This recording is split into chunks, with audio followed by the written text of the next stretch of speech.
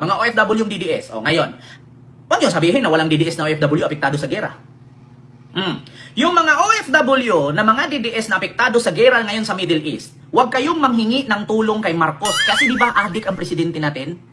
Huwag kayong manghingi ng tulong kay Marcos para i-rescue kayo pag nabagsakan kayo ng missile dyan. Manghingi kayo ng tulong kay Digong. Kasi di ba ang sinusuportahan niyo at ang presidente niyo, si Digong at si Sara, doon kayo sa mga Duterte humingi ng tulong kung mabagsakan kayo ng missile. Kasi di ba, kakapal naman ang mukha ninyong hihingi kayo ng tulong sa presidente natin, sasabihin yung adik.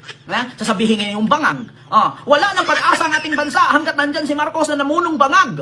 Edi ngayon, matamaan ng missile yung building diyang tinirhan mo. Kanino ka manghingi ng tulong?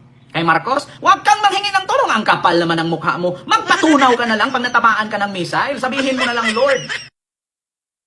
Huwag ka na manghingi na. Sasabihin mo pa, tawag ka sa embassy, tawag ako sa immigration. Bakit? Tatamaan ng missile yung building namin. Doon ka kay Sara manghingi. Magpadala naman si Sara dyan private plane. Hiramin naman yung private plane ni Kibuloy. Yung private plane ni Kibuloy, hihiramin niya yan. Pasakay kayong lahat. Tignan natin kung magkasya kayo. Di ba? Ako'y nanawagan sa mga DDS dyan na OFW, yung ang hilig na bumanat kay PBBM na bangag, adik, weak leader, walang kwentang presidente, kurap. Ngayon, natatamaan kayo ng missile dyan, mabagsakan kayo ng mga debris. Huwag kayong manghingi ng tulong. Magpakamatay na lang kayo.